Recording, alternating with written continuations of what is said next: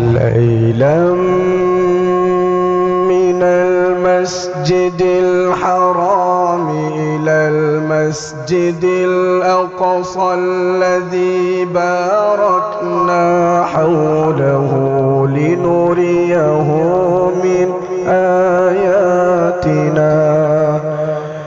إنه هو السميع البصير.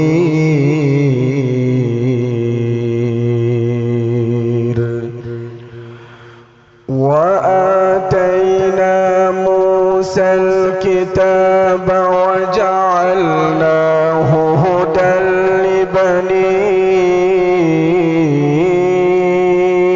إسرائيل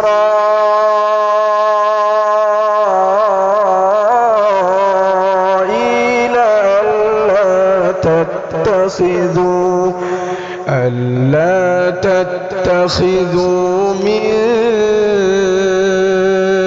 دوني وكيلا ذرية من حملنا مع نوح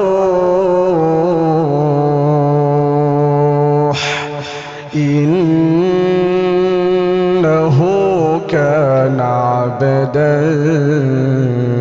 شكورا. وقضينا